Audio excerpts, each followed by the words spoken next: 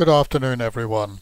What I'm going to do is to give you a brief history of the Woodbury farm on which I was born and brought up and lived and worked on for 40 years plus. I hope to be able to show you some of the highs and lows and changes of the farm structure and operation from 1839 onwards until its final extinction in the early part of the 21st century. Time is short to tell you the whole story, but I will do my best. I just wish that Phil had told me 60 years ago that I would have to give this presentation today, and then I would have taken far more photographs en route, as there is an awful lot missing. The pictures you will see have all come from our family archive, but cover the ground fairly well. To start, we need to take a look at the land ownership situation in our parish at the time of the tithe map. Woodbury at the time was basically owned by 5 major families, but by far the largest was the Roll Estate, which is coloured green on the map, and was all leasehold property. Only the white areas were owned by individual private owners. Our farm was a Roll Estate farm. If we zoom into the centre of Woodbury village, we can see 2 farms called Hunt's and Webber's. The farm that I'm going to talk about is Webber's, which gained its name from a previous Mr. Webber. Both of these farms were very small and scattered in 1839, and of course right in the centre of the village. The area here coloured green was the total extent of Webber's at the time, and ran to some 30 acres. You can see that the farmland is divorced from the farmhouse and buildings, which did not make life easy for the farmer, as all livestock had to be taken on the roads to get to the fields. This was to prove more of a problem as time went on, as you will see later. However, many a village in East Devon had farms in the same situation. The other farm of Hunt's was even more scattered, and must have been just a subsistence farm, as it was only 15 acres altogether. All of this was owned by the Roll Estate as well. If we now fast forward to the 1850s, we find that the estate actioned a major rebuilding programme of some of their older farmsteads, and in the process began to amalgamate some of the farms as well. And this is where my version of Webber's farm came from. In these changes, the original Webber's on the right side of the main street ceased to exist, and was to move across the road to take over the site of the previous Hunt's. The Hunt setup had been demolished in this exercise and rebuilt to a higher standard, and was renamed Webber's, where it remained for another 130 years. The first photograph I have of, in fact, the 2 properties was a picture taken from the top of the church tower in 1904. It shows the rebuilt Webber's farm here in the foreground, surrounded by a pretty dense orchard on the right. In the background you can just see the remains of the old Webber's across the road, which was obviously still up and standing, but under another name. It's interesting also to look at the top of the picture, which shows the local environment at the time, where small fields and elm trees prevail. In 1932 a Dutch barn had been erected, and other buildings were added in the late 1940s. As you can see, the orchard has now become somewhat depleted, mainly due to the changing times of agriculture. At the top left you can also see that a housing development has been built in some of the original small fields. By 1984 the orchard contained only 1 apple tree and 1 plum tree, and a local flood prevention scheme had been constructed through the bottom of the orchard. The Dutch barn was in the process of being taken down, as were the other buildings, but we will come to that later. In the background 2 more housing developments had taken place, and all the elm trees and small fields had gone. The rebuilt house was large, with 6 bedrooms, 2 staircases and 27 windows. Some of these windows on the end were blanked out due to the window tax of the time, and in fact they still are. The house also had 2 distinct ends. The posh or owner's end had nicely planed oak floorboards, whereas the servants' end had ill-fitting elm floorboards. A central door in the landing upstairs and another in the passage downstairs divided the two areas. It seems amazing to me that such a differential should have been built into the original house. There must have been a definite upstairs and downstairs attitude in the early days. On the ground floor there were two large reception rooms, a kitchen, which was then called a scullery, where all the food was prepared, and a large room actually called the kitchen, which was where all the farm workers would come for their meals around a large table. This room also contained a large inglenook fireplace, on each side of which were, and I expect still are, two bread ovens. The chimney was large and open and straight up to the top. I can remember putting an extending ladder right up to the top from inside the fireplace and going up to the top and looking out. However, such chimneys had major disadvantages. My parents used to sit on benches on either side of a roaring fire in an effort to keep warm, but the draught up the chimney took all the heat upwards, so that they had a lovely rosy faces but frozen feet. Eventually they blocked off the inglenook with a brick front in an effort to keep the house warmer. This lasted until the early 70s, when my wife and I took it out again and reverted to the inglenook.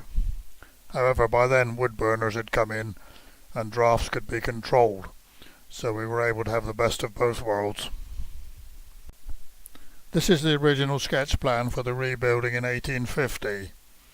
At the end of the house was a dairy room, which was in effect a cold room, where all the food was kept, and sides of pork, chickens and turkeys were hung from large hooks in the ceiling. A large slate slab provided a cold base for butter storage and other such items. Under the posh end of the house there was a cellar with a basic toilet, and stairs from inside the house led down to the cellar, then out into the farmyard, as the house had been built 8 feet above farmyard level. Under the servants' end there was a well below the scullery floor and 2 small cellars. In the outhouse, just outside the back door, there was a trap door in the floor through which all the ashes from the fire and the range were dropped into a separate small cellar. These were cleared out from below once a year. This aerial picture was taken in 1962 and shows rather better the farm layout. The red line indicates the original structure, to which a couple of appendages had now been added outside the line. The nearest construction was an extra cow shippen, and the further building a new milking parlour, which was a major advance on the difficult method of milking in the shippens. The small building in the centre of the yard area was erected some 30 years after the main construction, and was set up as a piggery, with a small walled yard area in front of it to keep the pigs in. From the 30s to the 60s, self-sufficiency was part of a farmer's lifestyle, as he had little money. If you got hungry, you killed the fatted pig, and I well remember seeing many a pig have its throat cut in this building. It might seem a bit harsh now, but that was the norm at the time. Jack Selleck, the local church sexton, was chief executioner to the area, as he had the sharpest knife. And this picture of Jack, with a wartime land girl Kathleen Champion, provides the evidence for that. My mother, who used to be an excellent cook, made use of every bit of the pig's carcass, including the head, from which brawn was made. The intestines were processed into chitlings and were the delicacy of the period. If you haven't eaten chitlings, you haven't lived. Just across the road were 4 farm-tied cottages, where 3 of our workers lived during their employment. The 4th one was used by another farm. If we look a bit closer at the buildings, it can be seen that the use has been made of the stone from the previous buildings of the old hunts, as there are 2 colours of stone in the walls, and it would seem that the new expanded buildings were built on top of the pre-existing walls. This can be seen better in the next slide, which was taken recently. This goes right around the whole complex in the stone-built walls. On the inside of the courtyard you can see that a lot of the frontages of the buildings were timber clad. This is undoubtedly because the Roll Estate were the owners of large areas of woodlands and sawmills where wood could be processed. If nothing else, this could be classed as environmentally friendly.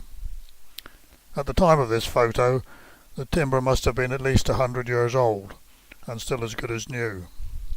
The estate used to have an ongoing maintenance program back then, and the timber was re-tarred every 5 years or so.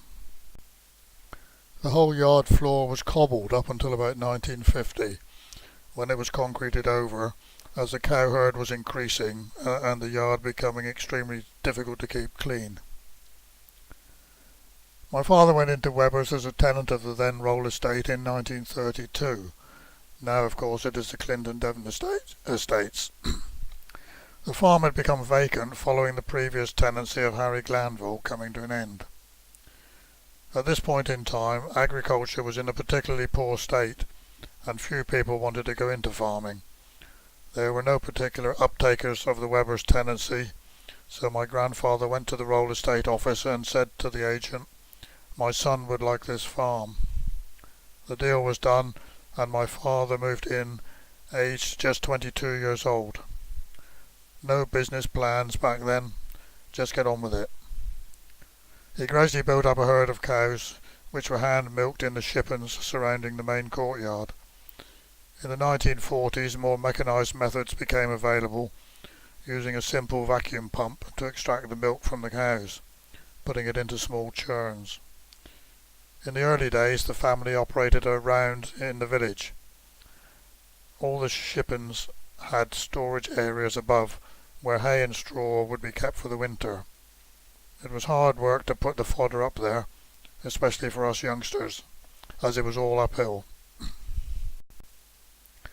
The only mode of transport that my parents had up until the 50s was this pony and trap, although a shire horse was used for the farm work. He gradually built up a herd of cows, which were hand-milked in the shippons surrounding the main courtyard. In the 1940s, more mechanised methods became available, using a simple vacuum pump to extract the milk from the cows, putting it into small churns. In the early days, the family operated a milk round around the village. All the shippons had storage areas above, where hay and straw would be kept for the winter. It was hard work to put the fodder up there, especially for us youngsters, as it was all uphill. Sadly, after building up this small herd of cows, the farm was struck in 1937 by foot and mouth disease, as this slide shows. At the time, it was believed to be the only case in the country. The pictures were taken from a newspaper cutting and show the authorities in action disinfecting the area. The item in the newspaper was particularly graphic. This brought things to a full stop for a while, and in an effort to keep the staff employed, other forms of income had to be generated. An area of the farm was ploughed up and dedicated to the growing of anemones for a couple of years. These were sent daily to Covent Garden in London via Woodbury Road Station at Exton. Following this, a new herd of shorthorn cows was built up, but then disaster struck again as some of them succumbed to bovine tuberculosis. This required that the infected ones had to be separated from the healthy ones for a period of time before they were slaughtered. The healthy ones had to be milked separately in the field in a mobile unit called a milking bale. This was quite difficult and hard work in all weathers, as the other half of the herd also had to be milked back at the farmstead.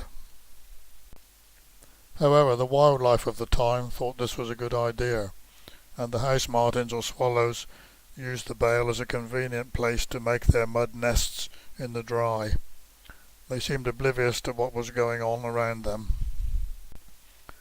As another measure to bridge the newly created financial gap, a large flock of hens were set up producing fertilized eggs, which were then sent to a hatchery to be incubated. These chicken houses were called fold units, and each one contained about 20 hens and one cockerel. They were moved forward every couple of days to give the chickens a fresh area of grass, so effectively they were free range. My grandfather made all of these units with reasonably priced timber from the Roll Estate sawmills. This was one of the perks of being part of a large estate, and this went on for several years.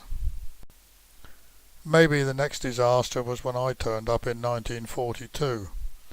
As you can see, I took early driving lessons with my cousin, and subsequently spent many hundreds of hours driving similar tractors.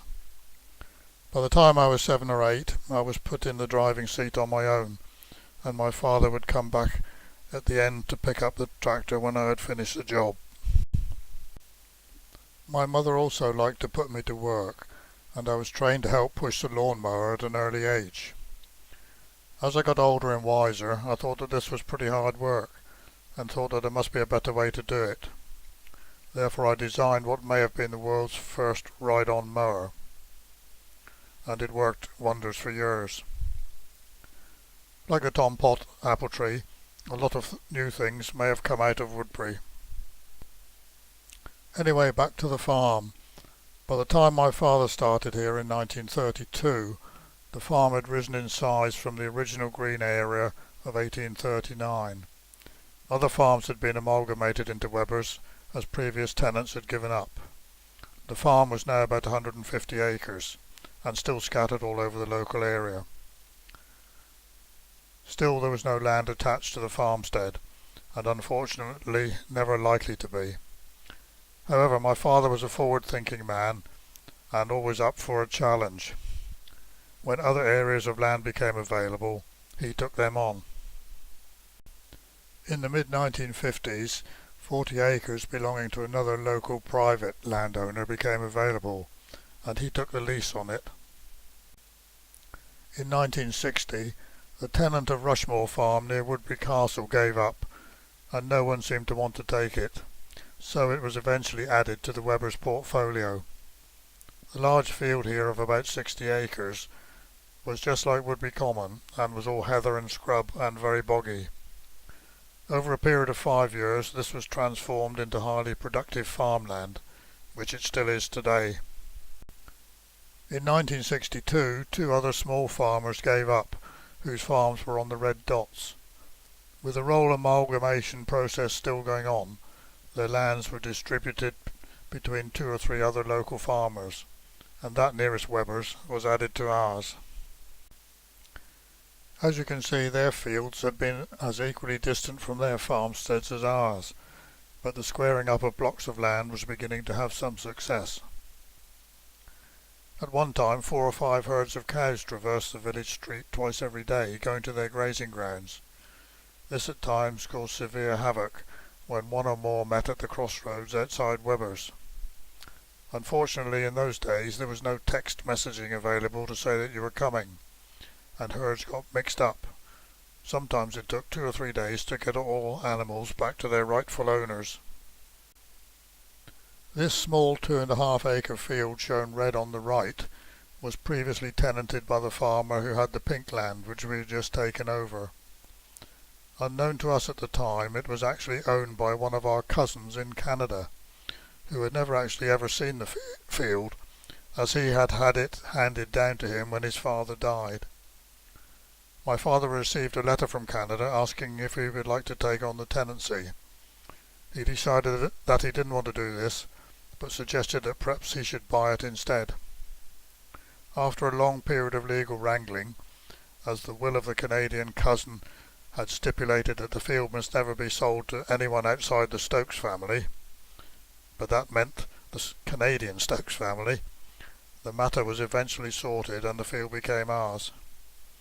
This for a period was transformed into a small caravan club certificated location, which meant that 5 caravans could be sited here. It was ideal for walkers, being adjacent to Woodbury Common. Eventually, in 1970, this purple area of land of 7.5 acres was put up for sale and was bought by my father for £750. The farm was now just over 400 acres in total. It was decided to build a new state-of-the-art pig fattening unit here in 1972. This would hold 1,500 fattening pigs, which could be fed by a liquid pipeline feeder in 7 minutes, whereas in the old buildings it took 1.5 hours to feed 500 by hand. Skim milk was delivered by tanker lorry from milk processing factories and mixed with meal, which was produced in the barn at the back of the picture. This operated for about 20 years. At the old farmstead in the village, the pigs had been housed in some of the old cow shippons, which had been cheaply converted. Here you can see the cow neck chain still on the wall, which the pigs used to like to fiddle with. Up until 1964, the cows had always been accommodated and milked at the original farmstead in the village, but with the expanding herd, which peaked at 130 milking cows plus followers, bigger and better facilities were required. The estate agreed to build a completely new setup where the red rectangle is in the centre of the map. This would be better for everything, as the cows would now be in the centre of a large block of land and wouldn't have to go to the fields through the village anymore. However, there was one snag to this which no one had foreseen, and was largely responsible for what was to happen 20 years later. So this scene of our cows coming home from milking would never be seen again, and by then most of the other herds had gone because the farmers had quit their farms. Just one remained for a few years, but there were no more mix-ups. However, there was now no life left in the village street. From 1964 to 1988, the cows were housed and milked in the new setup, and the land on the left side of the village was just used to provide winter fodder. In the old buildings at the farmstead where we still lived and operated from, a sheep flock was built up to try to keep the income flow going. As with all farming activities, you are never quite sure of your future path, due to basically being ruled by the government and the weather. The sheep flock eventually rose to about 800 breeding ewes at the peak. These came into some of the redundant cow buildings for winter lambing, and if the weather was bad, and a new pole barn was erected behind the Dutch barns specifically for the sheep. This all went well until 1983, when after some discussions and an agreement reached with the now Clinton Devon estates, they put the homestead for Webbers up for sale. The premises had outgrown their usefulness as an agricultural workplace due to the old design of the buildings, which could not be adapted for modern farming methods, and its only access to the field being via the roads, which was getting more congested by the year. The main house was split into two, and the buildings recycled into dwellings, and the orchard developed into Culvery Close. In my opinion, it was a sensible decision, and with hindsight, it certainly could not have survived as a working farm up until today. The upshot of this was that we had to move from our long-term historic dwelling, but due to the terms of our agreement, we had gained ownership of the dairy buildings and some acres around it. This was quite a good position to be in, but we had to build ourselves a new house within this patch. This we did in 1984, and the name of Webbers was transferred here, and this was to be a new beginning for us. Farmers, being pioneers at heart, were always looking for a new way to make extra income, and whilst the cows continued to be milked daily, we realised that we were in a superb location to do other things. Following on from the knowledge gained of operating the caravan club site in our remote field, we decided that we should perhaps try to do the same thing here, and after a long battle with the planners and the locals, permission was gained for 15 pitches. Within 10 years this had risen to 150 pitches and an awful lot of financial investment. When in full swing, the park looked like this and was graded 5-star by the South West Tourist Authority. It was developed carefully with the environment in mind, and in 2000 we were awarded a Silver Environmental Award under a national scheme which Professor David Bellamy had set up. The same year we were also voted by our guests into the top 100 parks in the UK. Originally during this period the farm was the main income earner and the tourism side was more of a hobby, but over the years this swung full circle and the tourism side became the main earner, plus of course the main workload. In 1988 we decided that we couldn't do both jobs successfully, and a decision had to be made. The main decider of this was the snag I mentioned earlier, which hadn't been realised when the new dairy was built in 1964. Maybe you can see the snag on the map. It is the thin blue line which goes around the buildings, which was a watercourse. By this time environmental regulations were getting much tighter, and a new 100-house development had just been built on land to the right of the village crossroads, through which this watercourse went. The costs of suitable storage for both silage effluent and slurry overflows were out of the question. With continued risk anyway, so we reluctantly decided that the cows had to go, and the complete herd was sold that autumn. It seemed a very alien place for a while, with no farm noise.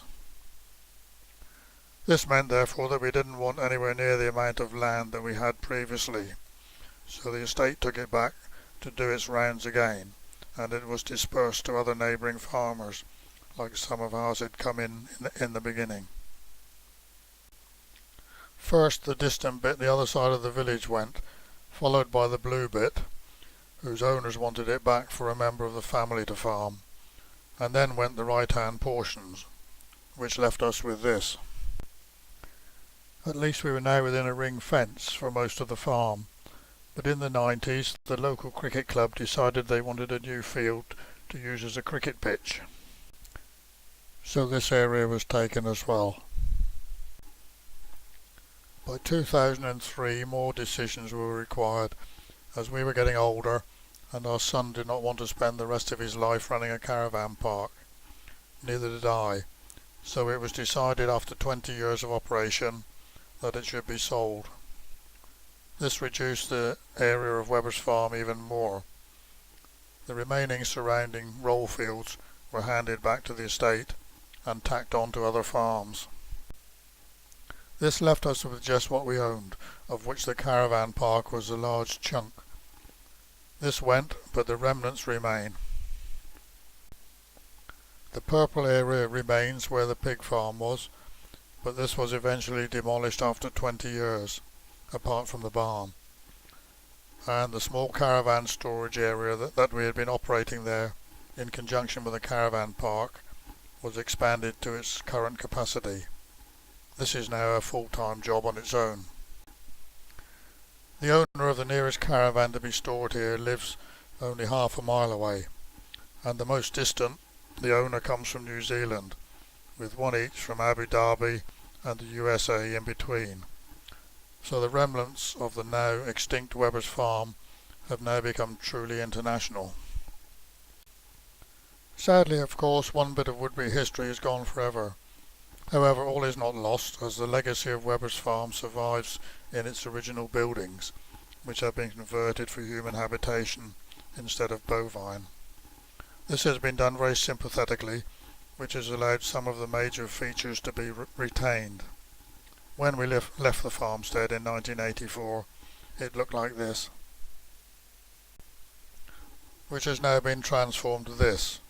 The lovely brick and stone pillars have been retained. And this, and the old piggery has been converted into 3 garages. And this, which is where the old cider press stood behind the current front door. You can see here also the 2 different colours of the stone wall has been retained. And this, which was a cow shippen, with the root house in the corner. All of this I consider being a fitting tribute to an historic working farm. Outside in the field there has been lasting change also, and I have documented that some 57 hedges have been removed to make bigger fields since 1950. This pattern, of course, has also happened on virtually every other farm over this period, although there are still 2 areas of Woodbury which remain the same as they were on the tithe map. Now the field landscape of what Weber's looks like is like this. So the halcyon days of farming have changed forever, and I can remember sitting on that back seat, cutting many a field of grass, pulling the lever up at the end of each row to lift the mower up. The horsepower has gone too, as has the aimless and unhindered wanderings of farm animals on the way to the fields. But all this must be classed as progress, whether you like it or not. Luckily the local environment has survived pretty well, but I think there has been more change through the time that our family spent at Weber's than any previous time in history. Driving up the M5 the other day, I said to my wife, what would it be like now if they hadn't built the motorway? The same could be said of farming. The land, of course, is basically still there, albeit under new managements and belonging to different farms, and has bigger fields. I hope that you've been able to see that there were a lot of different factors which influenced the shifting sands at Weber's. Similar would have, of course, been happening everywhere, as life is one big roundabout, as I'm sure you're all aware. But at least the spirit of this one lives on in its reincarnation, complete with its own resident ghost, but that is another story.